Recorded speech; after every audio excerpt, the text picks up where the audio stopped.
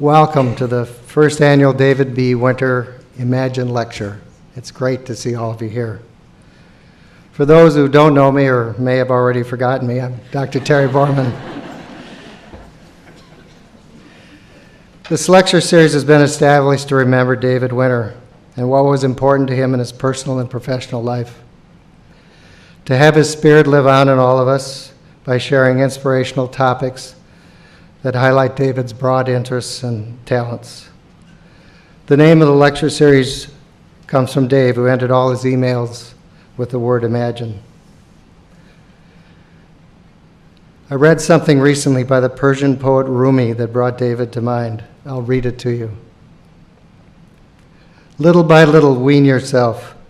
This is the gist of what I have to say. From an embryo whose nourishment comes in the blood, move to an infant drinking milk, to a child on solid food, to a searcher after wisdom, to a hunter of more invisible game. Think how it is to have a conversation with an embryo. You might say the world outside is vast and intricate. There are wheat fields and mountain passes and orchards in bloom. And at night there are millions of galaxies. And in the sunlight, the beauty of friends dancing at a wedding. You ask the embryo why he or she stays cooped up in the dark with eyes closed. Listen to the answer. There is no other world. I only know what I have experienced. You must be hallucinating. Dave could see the wheat fields and the galaxies. He was not only an exceptional radiologist, he had a vision about how to improve work for all his colleagues. He led the way to digital imaging. Some of his colleagues may have thought he was hallucinating when he suggested it. The results of David's vision was better patient care and improved work for all who care for them. Very few not only do their work well, but also make it easier for all of us to do our work. David was one of those. Lifelong learning was a passion of David's, and tonight's lecture is focused on that topic. It is especially meaningful that our first speaker is Dr. Robert B. Winter, David's father. Dr. Robert B. Winter began his medical training in 1954 at Washington University Medical School in St. Louis. His orthopedic training was at the University of Minnesota, where he went on to achieve the rank of professor. Now, after more than a half a century in medicine, his CV is 93 pages. He has 255 publications in the medical literature.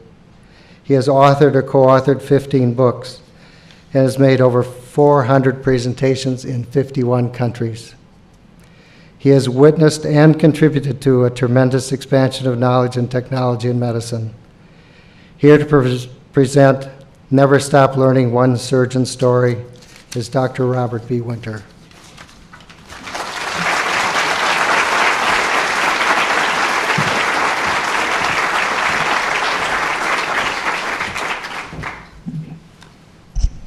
Thank you, Terry, and thank all of you for coming. We have to start at the beginning. I was born in the depths of the Depression, 1932, in Cedar Rapids, Iowa. My father was a high school teacher and coach. My mother was a retired teacher and now a homemaker because of me. My arrival was particularly welcomed by them because 3 years previously they had lost a child just 2 days after birth, and his name was David Ward Winter. My father was not content to just stay as a high school teacher. For 6 summers, he went to Stanford University in California in summer school to get a master's degree. And in his thesis, he said, all students, boys and girls, shall have equal time in physical education. He was about 40 years ahead of Title IX. I was an only child, which had some drawbacks, but I had 20 first cousins, and this is Sue, one of my favorites. I was hoping she'd be here tonight. She wanted to be, but she had a big family reunion. I was fortunate to be able to go to Camp Highlands for boys in Sainer, Wisconsin, because my father was one of the counselors. In this picture, in 1939, when I was 7 years old, I was one of the 3 smallest kids in the camp. But I became the tallest. Camp Highlands is unusual. It doesn't teach just canoeing and sailing and swimming and riflery. It teaches these qualities called the worthwhile man. These are posted in the dining hall and are discussed in the Sunday assemblies. And I am tremendously proud that at the end of the summer, the campers vote for their camper in their age group that most fulfills these characteristics. And the second place senior best camper this year is Alec Winter.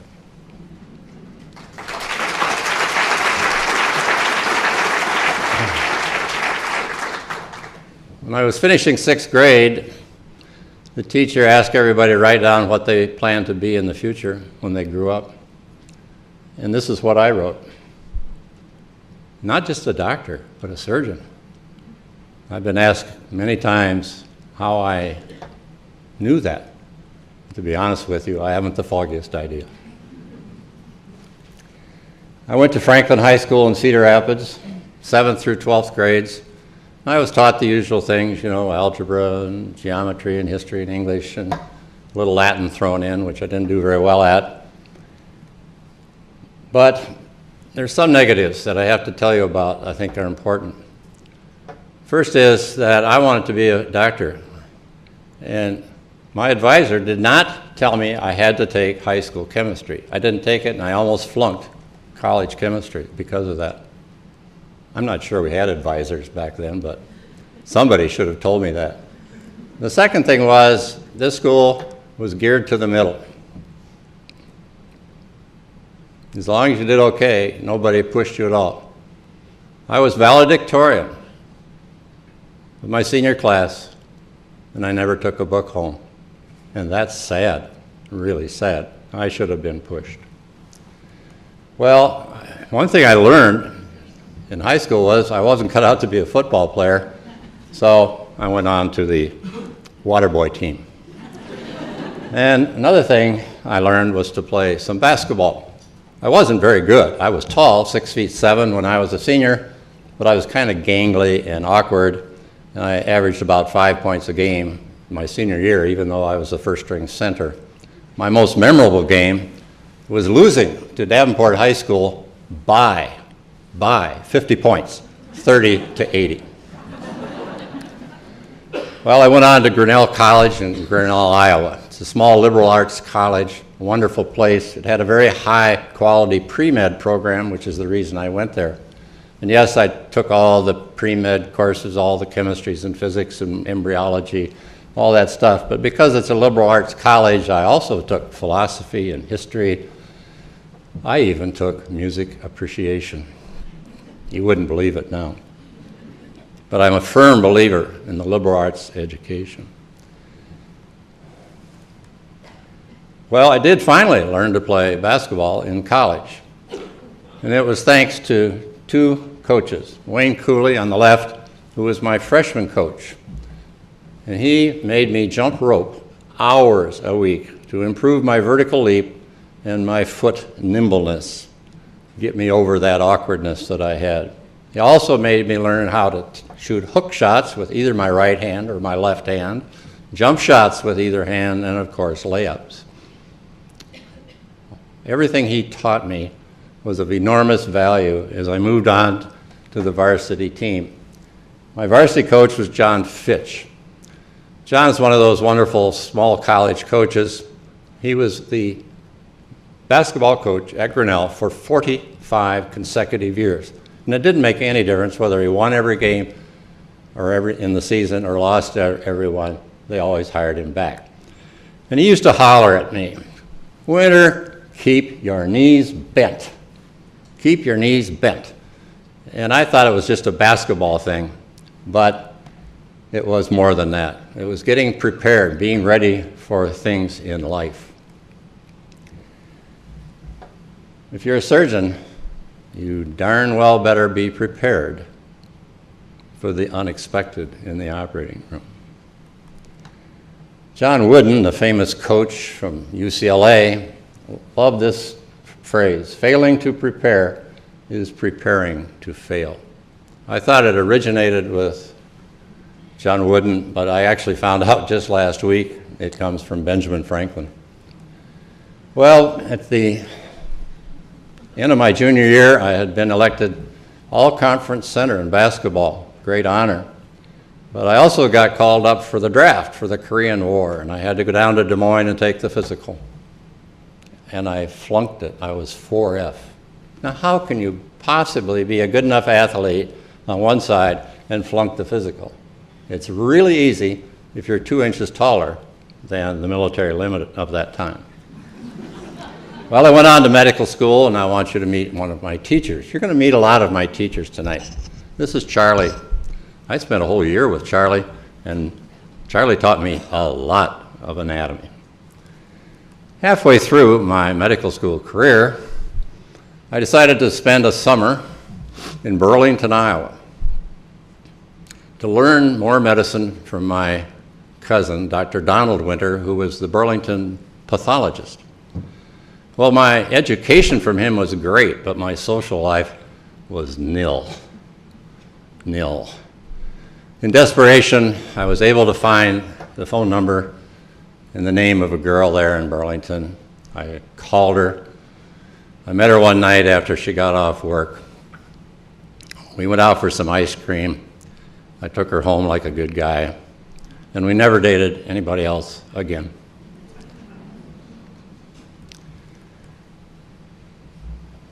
At the end of my junior year, I invited her up to our family cabin in northern Wisconsin to propose to her, and she accepted.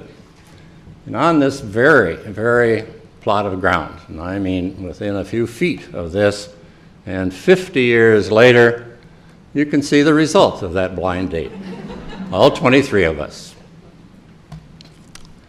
Well, we got married 9 weeks later, Iowa City, because that's where she was a student. And we went back to the cabin for our honeymoon.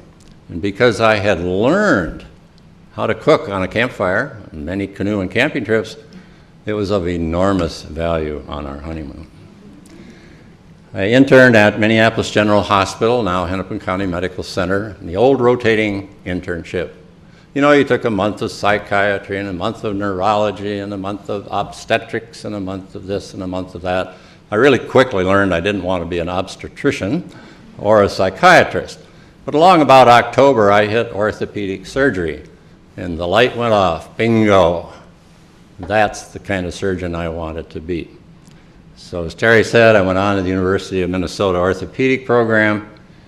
But during that time, things got kind of busy in our family. Kathy arrived, and she's right here, in May of 1960. And Sarah arrived 18 months later, and she's right there. And David arrived 13 months later, and he is here. And Andrew arrived 18 months later, and he's here. But then we had to have a little rest, and Karen was born 4 years later. In 1963, I finished the residency program and went into private practice with Dr. Wayne Thompson, a very good friend of mine. At this point, we're going to change the tune of things, because I want you to meet Dr. John Moe. Dr. Moe was chairman of the Department of Orthopedic Surgery. He was head of Gillette Children's Hospital in St. Paul and head of the scoliosis service at Gillette. At this point in time, he and 2 other surgeons were the kings of scoliosis surgery in all of North America. I learned a lot about scoliosis. And this was Gillette Children's Hospital in the old days, where we set up this clinic It's now, of course, moved downtown to much bigger and better facilities. But this is scoliosis, a curvature of the spine, and this girl has a pretty bad case of it. Her name's Judy, and you're going to meet her later. Other patients came to us with bad problems. This girl with a curvature due to a disease called neurofibromatosis. And this poor lady, 36 years old, this terrible curvature came, and this curve is a result of poliomyelitis. And she was dying. She couldn't breathe anymore.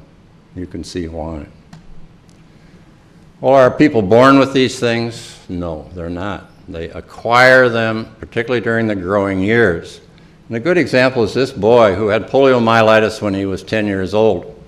By the age of 12, he was having a very modest curvature, 33 degrees. He should have been put in a brace at that time, and if that didn't work, he should have had a spine fusion operation. He didn't get either one of those. And when he came to see us, when he was 31 years old, he also was dying of lung failure. How about this girl? Perfectly straight spine at 2.5, but she has a disease, a bad one called spinal muscle atrophy, or Verdnig-Hoffmann disease. It's much like muscular dystrophy. The pediatric neurologist saw her at that time, told the family that, well, all of these kids die by the time they're 5. There's no point in doing any treatment of the spine or the hips or anything. Well, when I saw her first, she was 13 years old. She certainly hadn't died, and now I was faced with a terrible, terrible curvature problem. Finally, there's a case of congenital scoliosis, and that means the bones in the vertebra aren't created right by Mother Nature. And the involved area is from white arrow to white arrow. And it doesn't look very bothersome to you, but there's a bunch of ribs fused on the left side and a bar of bone in there. And this is actually not a very good thing. If we saw this patient today, what would we do? What would be the best treatment, the most optimal treatment? This is a 12-month-old baby. The optimal treatment would be to call the operating room and schedule the child for an anterior transthoracic spine fusion of that involved area, sew that up, and turn the patient over and do a posterior spine fusion and put a cast on. That's the most conservative treatment for this problem, believe it or not. How do we know that?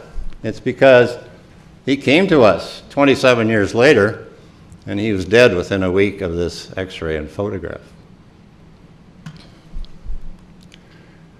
There's a lot of different causes of these spinal deformities. I've shown you just a few. Obviously, they can be very deforming. They can cause paraplegia by the spinal cord getting pinched off.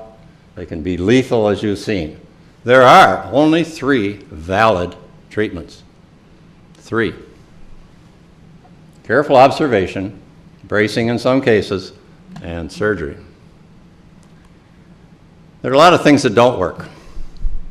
Exercises, physical therapy, medications, chiropractic, wishful thinking, electrical stimulation, massage, and traction. They've all been tried thousands of times and have been proven not to work. What is careful observation? On the left, a girl came to see me when she was 13 years old with 2 modest curves, 32 and 23 degrees. She was 13 years old and, generally speaking, appropriate for brace treatment.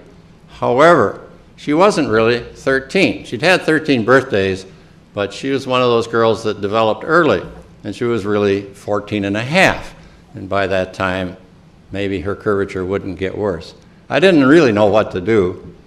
So I talked to the family, talked to her, and we decided to put her on our careful observation program, which meant seeing her every 4 months, getting an x-ray each time, measuring it carefully, and if she got worse, we'd jump on her with the brace, but if she didn't, we'd keep our hands off. On the right, you see her 2 years later. We never did anything except give her careful observation.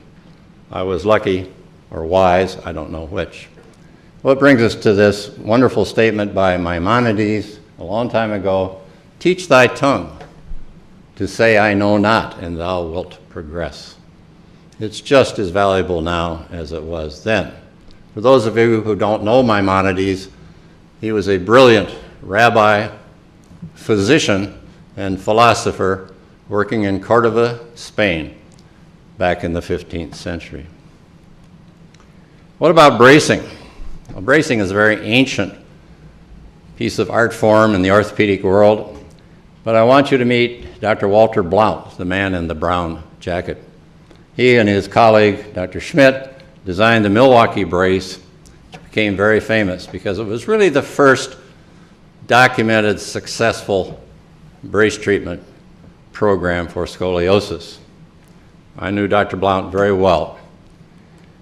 Nowadays, we don't use that brace because we can do this. We have modern plastics that allow us to make these custom-molded, form-fitting, beautiful braces, totally invisible under a typical Wisconsin or Minnesota clothing.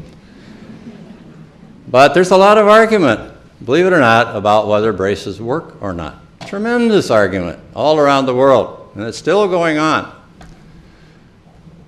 How do you solve an argument when some people say no bracing and the other people say, yeah, bracing is great? The answer, of course, is research. That's what I've done all my life. That brings us to this little thing. It's the size of a nickel. It measures and records temperature. It was designed not for us, but for people who ship fruits and vegetables across the country in railroad boxcars. And they had to know that that shipment would stay at just the right temperature the whole time. We just put it inside the brace, and when the brace is on, the temperature goes up, and when the brace is off, the temperature goes down. This thing records it for a couple of months, and we can find out whether that girl actually wore the brace like we asked her to or not. What has that taught us? Well, it solved the problem. The research shows that if the girls wore the brace less than 12 hours a day, the results were dismally bad, and if they wore it more than 18 hours a day, the results were great. The mystery was solved. Just to show you one example, this girl I had seen previously with a 15-degree curve. I asked her to come back in 4 months, and it had jumped to 25. This is a classic indication to get a brace on right now. On the right, you see her in the brace a year later, beautifully corrected. But you have to ask yourself, well, what happens when we take the brace off? Well, here she is 7 years after we removed the brace. This is a really good result. Most of the time, we don't do quite this well. Ancient braces such as this, the one on the left is a German brace designed for tuberculosis of the spine, and the one on the right, a French brace designed for more common idiopathic scoliosis. Well, there are a lot of crazy things been done to try to treat curvatures. This form, where you put traction on both ends and push in the middle, goes all the way back to Hippocrates. It does absolutely no good whatsoever unless you immediately put a cast on in the corrected position and then do a spine fusion operation. It really works well if you have a lot of nuns to pull on both ends. How would you like to spend 2 to 3 hours a day like this to have your curvature treated? It's real. It's real. Or in my own hospital in 46, traction for 2 or 3 hours a day. Absolutely useless without the surgery being done afterward. This brings us to the third valid treatment, spine fusion. What is that? What's that mean? Well, it's a welding together of the vertebra in the curvature using bone grafts. It was first done in 1911 by Hibbs in New York City for tuberculosis, and just 2 years later for scoliosis by Dr. Galloway of Winnipeg, Canada. And here's the first scoliosis patient ever to have a fusion operation, the one done in 1913. He has a paralytic curve, probably polio. He had a posterior spine fusion, cast correction, and the picture on the right is a year later. It works. Casting. All kinds of casts were used to correct deformities. This is one of the worst, obviously, but this is one of the most commonly used for about 30 years. And it brings to mind this little phrase by Escher that there are two kinds of failures in the world: people who work and don't think, and people who think and don't work. And this casting business is number one, people who work and don't think. The doctors worked and worked and worked to put these casts on. It was a terribly difficult thing to put on. The nurses worked and worked and worked to take care of that poor patient. They spent 4 months in bed in that cast after surgery. There were a lot of psychological problems in those kids. It was a terrible thing. But finally, somebody thought. It was this man, Joe Risser, another one of my teachers, another of the 3 great scoliosis doctors back in the time I was a resident. His cast, the one you see on the right, did not have the patient bent all out of shape to one side or the other. The cast doesn't go around the head, doesn't go around the arms, doesn't go around the legs, and the patient's up walking around after surgery instead of lying in bed. What a huge difference. This was a tremendous advancement. When he came out with this cast, my boss, Dr. Mayo, immediately saw the value, and we quit putting that other awful cast on. Dr. Risser had some good sayings. Sharpen your wits before you sharpen your knife. All surgeons need to remember that. And there are 3 answers to your question: my answer, your answer, and the right answer. Let's get back to Judy. What on earth are we going to do with this poor girl? This brings us to my next great teacher, Dr. Paul Harrington of Houston, Texas. He invented the first successful metal implant to put in the spine to correct and stabilize spinal deformities. He came out with this in 1960. And so, applying Harrington's operation to Judy, 1 3-hour operation did this, and this is good for life. What a change. What a change. Well, with my increasing interest in scoliosis and working with Dr. Mayo at Gillette, he invited me to go to Brazil to help him set up 2 centers in Sao Paulo, 2 scoliosis surgery centers. He could only be there for a month because he was chairman of the department, but he wanted to bring along a young guy that could stay the 3 months that the Brazilians wanted, and that's me. So with fear and trepidation, and in hindsight maybe ignorance, we trotted off to Brazil with 4 little kids, and we had a nice house in Sao Paulo, and it was in a nice neighborhood, and it came with a car for me, a nice Volkswagen Beetle. And what was my learning experience in Brazil? I didn't learn Portuguese, but I did learn to drive a stick-shift Volkswagen Beetle in the horrible traffic of Sao Paulo, and I was proud of that. Well, here's the class that Dr. Mayo and I had the first 2 weeks we were down there. Some doctors came from all over South America to learn. And what were we dealing with? Well, this is a typical patient. This is a girl named Sueli. Sueli came out of one of the worst favelas or slums in the city of Sao Paulo. Absolutely dirt poor. She had polio. She couldn't walk because of the polio involvement in her legs, and this curvature was going to kill her if something wasn't done. Fortunately, she got into one of the hospitals that we worked at. We put her in traction, got her partly straightened, did a Harrington operation with a fusion, and you see her on the right, 19 years later at the age of 30. Solid fusion, good alignment. The Brazilian doctors had to take the rods out after a while because they were bothering her, but by that time the fusion was solid and they weren't necessary. The good part of the story is that, but there's an even better part of the story. When I went back and I saw her in 1984, she came with her husband, her 2 kids, spoke to me in beautiful English because she had become a translator at the American Embassy. In Brazil, I met a lot of really great people, but my favorite is this man, Dr. Waldemar Carvalho Pinto. He was the head of the scoliosis service at one of the two hospitals we worked at, and I learned a lot from him. I learned how to live in another country. I learned it was actually okay to have dinner at 10 o'clock at night. I learned how to look at the United States from afar, from another country. And if you ever have a chance, you ought to do that. So it really makes you have a different feeling for our country. But the most important thing I learned from Waldy was the value of language. I grew up in Cedar Rapids, Iowa, went to Grinnell College in Iowa. And at that time, I thought Chicago was the end of the world. Why the hell would you ever want another language?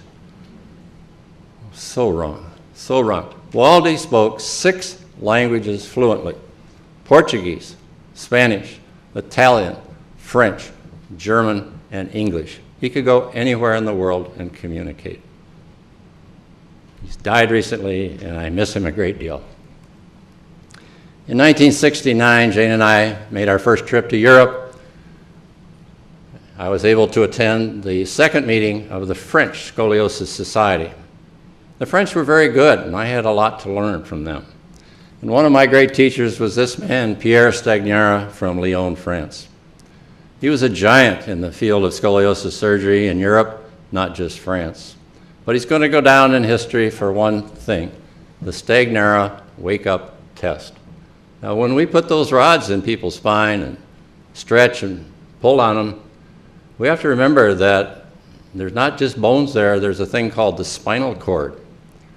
And if we stretch too hard, we might make somebody paralyzed. So he and his anesthesiologist worked together to just simply wake the patient up as soon as we put the rod in. Wound wide open, right in the middle of the operating room, wake the patient up and have them move their feet. Well, if they move their feet, you relax, and if they can't move your feet, you get that rod out really fast and they recover. A wonderful advantage. It's all done electronically now in the developing world, but it's still used extensively in developing countries. The other French doctor that I learned so much from was Yves Cottrell. He was the second president of the French Scoliosis Society and already a very famous French scoliosis surgeon. He actually became even more famous after he retired because he teamed up with a brilliant young French spine surgeon, Jean Dubussé, to develop the Cottrell-Dubussé instrumentation system. This used 2 strong rods, multiple hooks to fasten it to the spine, beautiful corrections, beautiful stabilization, and so stable that now we were able to do the surgery one day, have the patient sitting on the side of the bed the next day, up walking the 3rd day, walking out the door with the family on the 5th day, and walking into school 2 weeks later. What a change. What a change. We went back to France in 1984 to learn from this man, Dr. Ramon Roy-Camille. Dr. Roy-Camille is going down in history as a famous person because he invented the use of pedicle screws in the spine. It was first very controversial, but now standard of care worldwide. In 1991, we went to Seoul, South Korea at the invitation of the Korean Orthopedic Society. And there I met this man, Dr. C.L. Suk, another one of my teachers, because he took the pedicle screw idea and put it all up and down the spine in the curvature area and got brilliant corrections and stabilization. He was kind enough to give me these slides so that you could see what he can accomplish. Dr. Suk from South Korea is now the guy all over the world. This is standard of care, the gold standard now. Well, there comes a time when you have to lay the knife down. By this time, I had done 3,500 spine surgeries, and I kind of realized that it wasn't going to make any difference if I did 10 more or 100 more. I was going to be able to contribute more to my profession by doing teaching and research. And so I did. This is a retirement event at Gillette, and a couple of days later, my good friend and partner, Dr. John Lonstein, hosted a dinner in Minneapolis. This was a great event. Doctors came actually from all over the world, And there wasn't any great speeches. People just got up and said a few things. Well, who are these ladies? Well, Jan Schneider and Joanne Meyer were my secretaries. I had, in my 32 years of clinical practice, they were my only secretaries.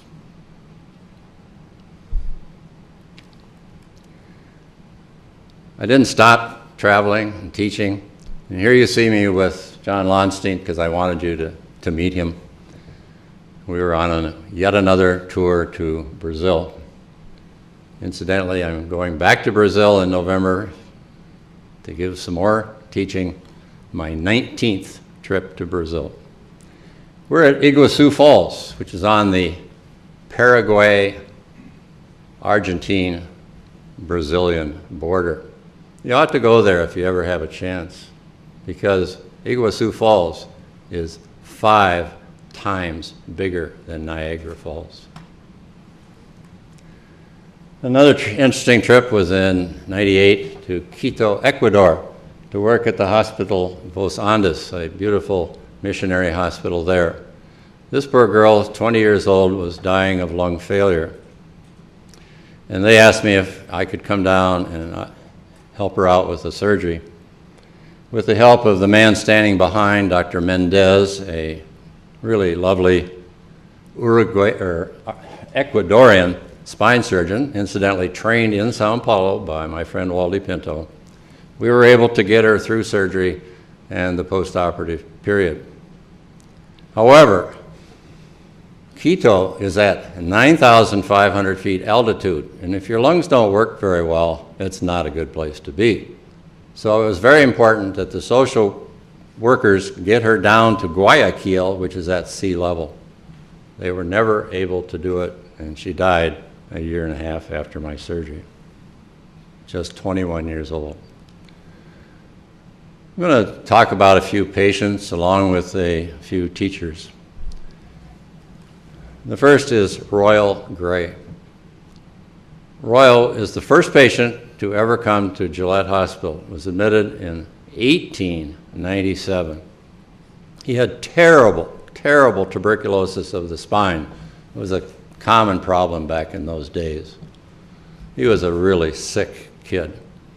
They didn't have antibiotics in those days, but he got the standard treatment, which was a lot of bed rest, a lot of good nutrition, traction, casting, bracing, and finally, after 543 days in the hospital, he was discharged as cured, as you see on the right.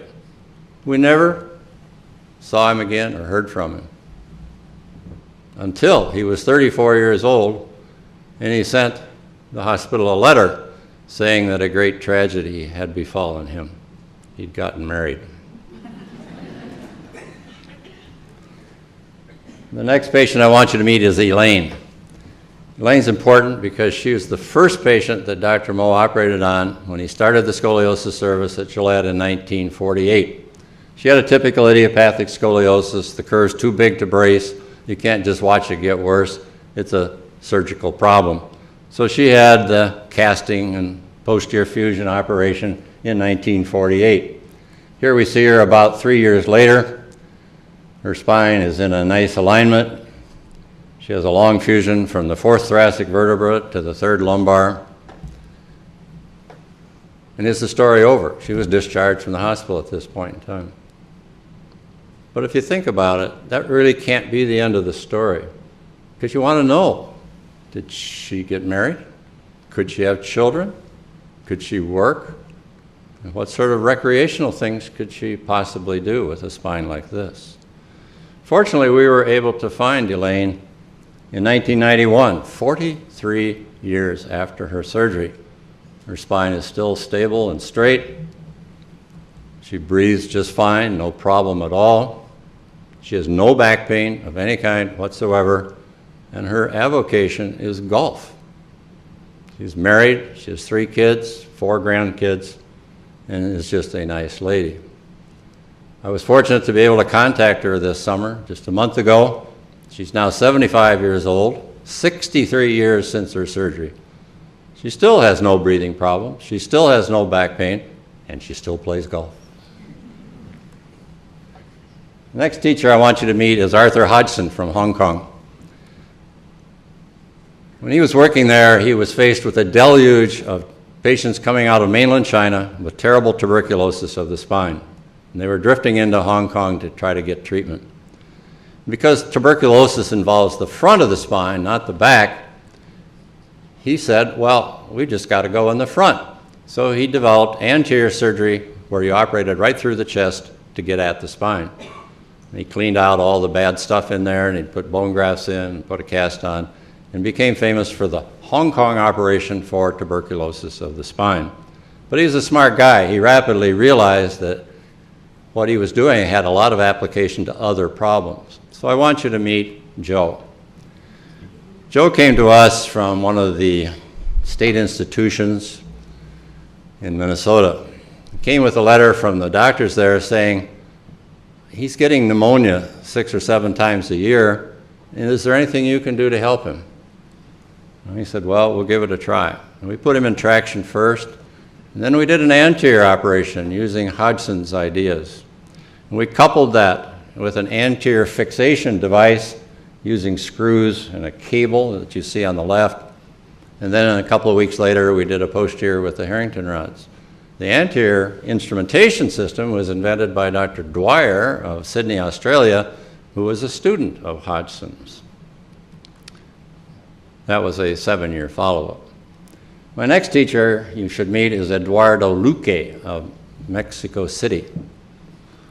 He was chief of the scoliosis service at the Shrine Hospital in Mexico City and was deluged with really poor kids with bad curves, mostly due to poliomyelitis. And he needed a system where he could feel absolutely sure that he could get a good correction, a good stabilization. They didn't need a cast, they wouldn't need a brace, and when they went out of the hospital and went home, whether they ever came back or not, he had a pretty good guarantee that it would work. And so he invented a thing called segmental spinal stabilization. An example of that is this boy who came to me from Saudi Arabia in 1986 with a poliomyelitis curvature. Sadly, his tribe did not believe in vaccinations. He had this really bad curve. He was only 10 years of age.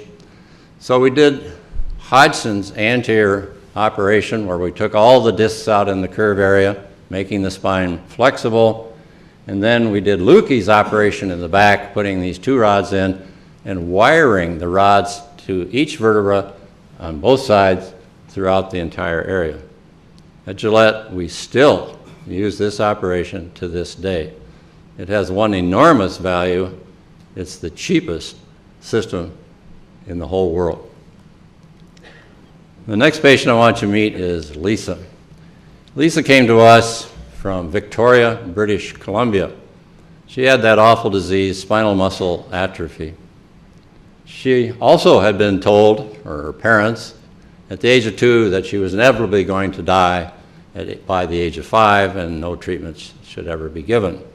Well, clearly she refused to die and appeared on our doorstep. She had been to every spine center in Canada, and every center had turned her down. They felt she was too delicate and fragile to survive a scoliosis operation. With the help of a very courageous anesthesiologist, Claude Swayze, we tackled her with a Luque operation. We didn't get as much correction as that Saudi boy because we couldn't go in the front. Her health was too fragile. But we did get a decent situation, a nice stable thing. And instead of dying, the picture on the right was a Christmas card her family sent me 8 years after we operated on her. 8 years. She was in college at that time. The last patient I want you to meet is Sarah. Sarah has an absolutely terrible problem called congenital absence of the lumbar spine and sacrum. Very rare, fortunately. The x-ray on your left is an intravenous pyelogram, a kidney study showing terrible, terrible damage to her kidneys and the whole collecting system. Her life was saved by a pediatric urologist who did a urinary diversion operation on her. Her orthopedic problem is what you see on the right, She has no stability whatsoever. When she sits, she just slumps forward. All of her abdominal contents push up. She can't breathe. She can't really do much of anything.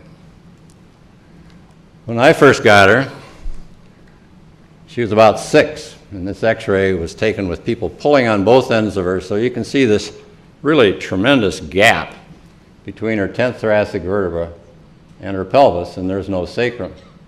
This is her sitting in her slumped position. What was I going to do? Well, if you don't know what to do, you go to the textbook. So I did, but there wasn't anything there. Absolutely nothing in any textbook. So you go to the medical literature, but there wasn't anything there either. Nothing. This is such a rare problem and so difficult, there was nothing out there. So what do? Well, I contacted my good friend Jean Dubuisset in Paris, the world's finest pediatric spine surgeon at that time. And I said, Jean, do you know what I should do for this girl? And he said, oh, oui, Robert, you must put in 2 steel rods, anchor the top to the chest area, and the bottom part to the pelvis, stretch her out like crazy, as much as you can get, and then bone graft the gap with good bone from her legs. And so I did. That's what you see on the right, the day of her surgery in 1982. Here she is going home in her cast. Doesn't look like a nice thing to be in, but she was happy to go home. And she did very well. She healed without any difficulty whatsoever. And here she is 2 years later with a strong, stable spine. She can now sit in her wheelchair, run it all over the place, go to school, have fun. But there was a problem. The spine can't grow because there's no growth tissue in there. So she felt too short, and she felt this crowding problem again. And so she said, well, Dr. Winter, can't you make me taller? And I said, well, yeah, I suppose. We could take out your other rods, we could put some new ones in and cut the bone graft and stretch you out as much as we can get and put a bone graft from our bone bank in the gap. And she said, yeah, let's do it. Let's go for it. And so you see it on the right, what I did in 1986. That was 4 years after her first surgery. Well, that isn't the end of the story. 2 years later, she came back and said, well, I still feel too short. Can't you make me taller again? So I said, well, yeah, you know the story. You know how it goes. And she said, yeah, let's go for it. And so now, of course, I could use the Cottrell Dubuisset rods because she was bigger, and I got her a bit taller. It's not the end of the story because I want to show you the last picture of Sarah. This was taken when she was 23 years old. She was a graduate student at the University of Minnesota in Duluth, majoring in education for children with handicaps. Well, how do we pull this together? Spine fusion casting was invented in 1911, and for 50 years, nothing really new happened until Harrington. And then there was an explosion. Harrington rods, USA, 1960. Halo traction, USA, 1960. Anterior fusion, Hong Kong, 65. Anterior instrumentation from Australia, 69. Lukey instrumentation from Mexico in 76. Pedicle instrumentation from France in 83. Cottrell Dubuisset instrumentation from France in 84. And all pedicle screw fixation from South Korea in 97. The important thing is, all of these things happened on my watch. I was one really lucky guy. Erasmus said a long time ago, read the best of books. The important thing is not how much you know, but the quality of what you know. Even though this was said a long time ago, it is even more important now. Why? Because we are in an era of information overload. The students I work with are deluged with all this stuff, and they don't know what's good and what's bad. And that's our obligation as teachers, to help them get through that. Well, what now? In July of 2005, my two sons invited me on a fishing trip to Canada. It was a great event. This was just 5 months before David was diagnosed. And the highlight of the trip was David's catching on a fly rod a 10-pound rainbow trout.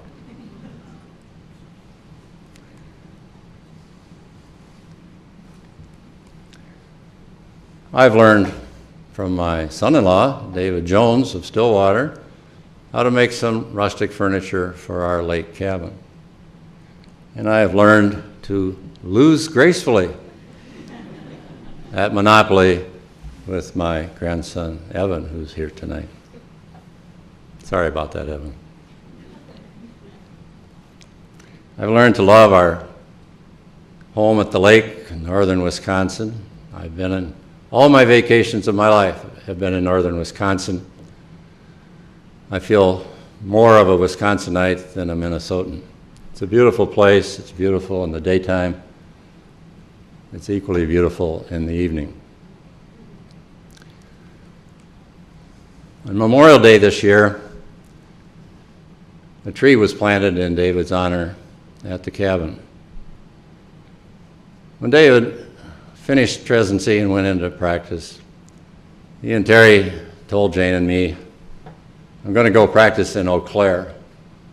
And Jane looked at me and I looked at her and we said, "Where?" How wrong we were. David found a wonderful place to practice, a wonderful place to live, and above all, a wonderful group of friends who came, planted a tree, and are here tonight. We thank you. My last picture is David. This was taken a year before he died. He was really sick with cancer. He was doubly sick with the chemotherapy he was taking. And what was he doing? He was learning new songs on his guitar. How many of us could do that? So I thank you all for coming tonight, and remember, never stop learning.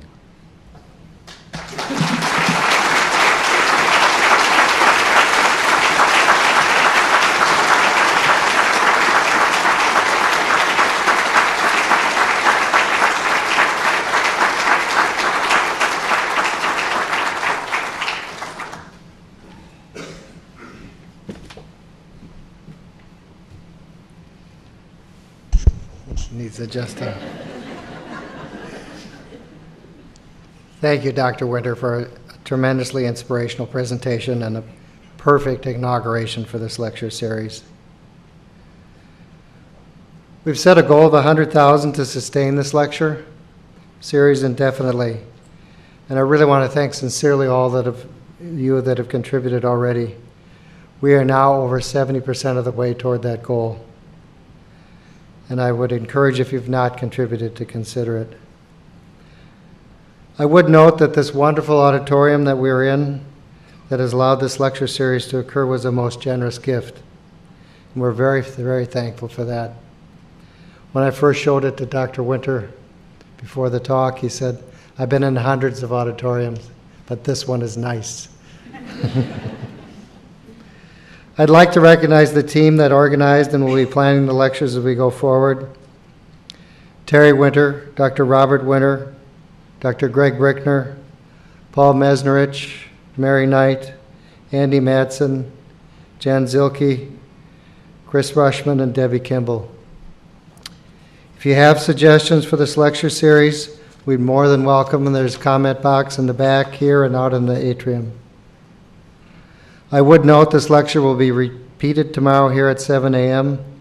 and broadcast to other regional Mayo Clinic Health System sites. And I think, which one's forward, the top one or? Oh. Okay, I'm going to tantalize you for next year's talk.